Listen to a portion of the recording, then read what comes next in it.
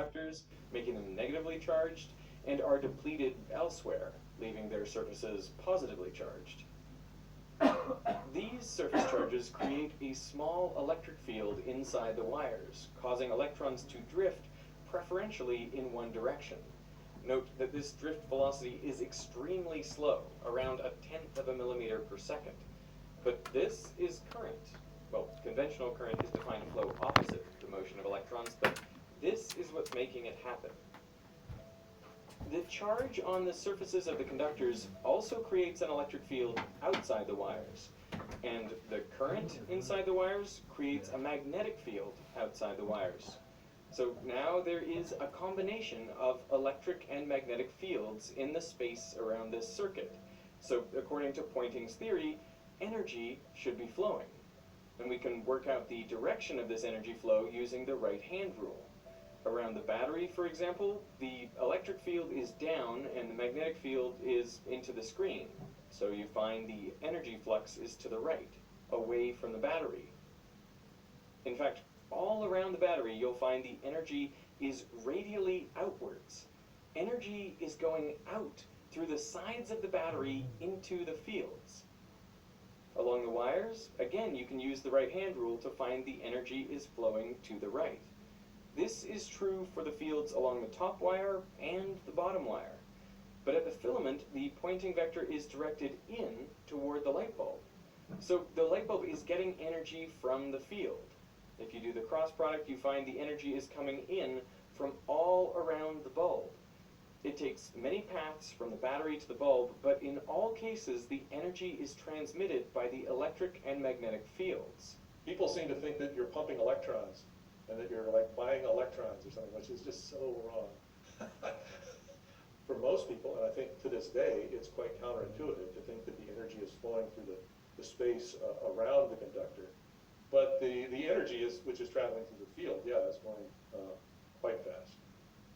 So there are a few things to notice here. Even though the electrons go two ways, away from the battery and towards it, by using the Poynting vector, you find that the energy flux only goes one way, from the battery to the bulb. This also shows it's the fields and not the electrons that carry the energy. I mean, how far do the electrons go in this little thing you're talking about? They barely move. They probably don't move at all. Now, what happens if in place of a battery we use an alternating current source?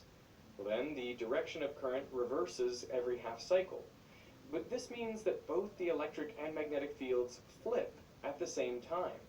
So at any instant, the Poynting vector still points in the same direction, from the source to the bulb. So the exact same analysis we used for DC still works for AC. And this explains how energy is able to flow from power plants to homes in power lines.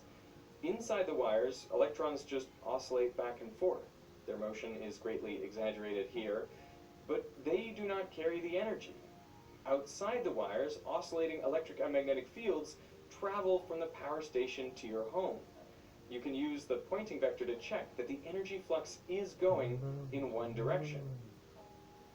You might think this is just an academic discussion, that you could see the energy as transmitted either by fields or by the current in the wire.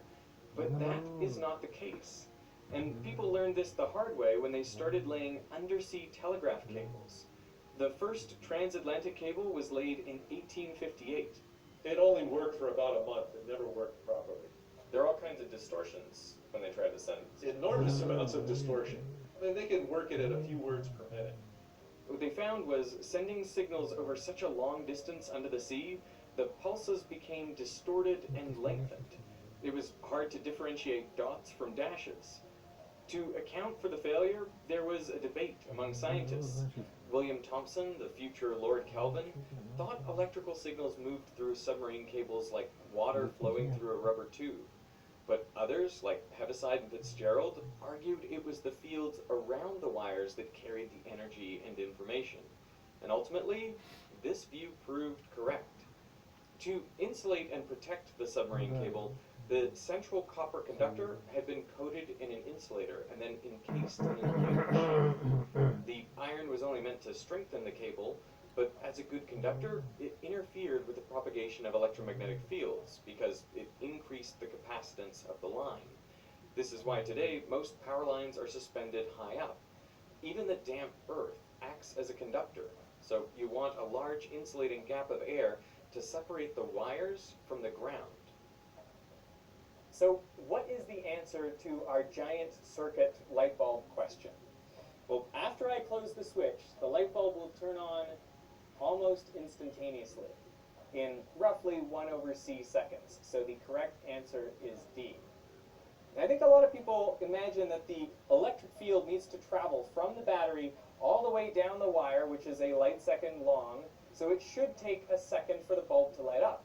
But what we've learned in this video is it's not really what's happening in the wires that matters. It's what happens around the wires. And the electric and magnetic fields can propagate out through space to this light bulb, which is only 1 meter away, in a few nanoseconds. And so that is the limiting factor for the light bulb turning on. Now, the bulb won't receive the entire voltage of the battery immediately. It'll be some fraction, which depends on the impedance of these lines and the impedance of the bulb. Now, I asked several experts about this question and got kind of different answers, but we all agreed on these main points. So I'm going to put their analysis in the description in case you want to learn more about this particular setup. If I get called out on it and people don't think it's real, we can definitely invest the resources and string up some lines and make our own power lines in the desert. I think you're going to get called out on it. I agree. I think you're going to get called out. So, I think that's right. I think it's just kind of wild that this is one of those things that we use every day that almost nobody thinks about or knows the right answer to.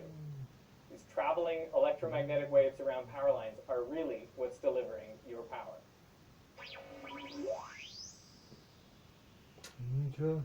Hey, now that you understand how electrical energy actually flows, you can think about that every time you flick on a light switch.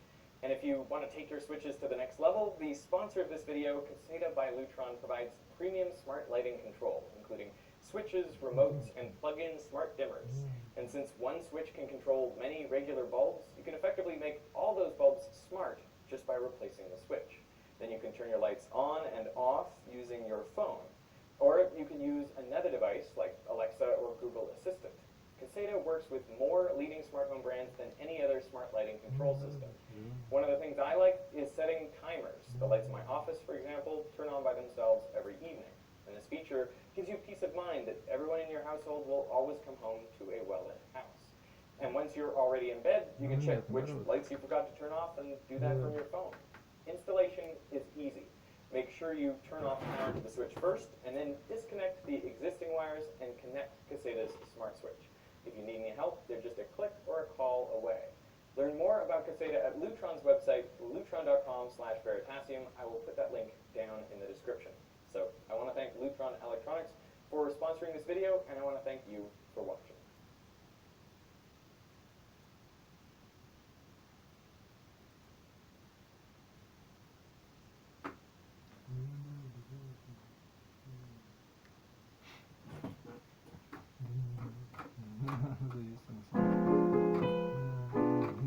Наоборот, он все вот это есть.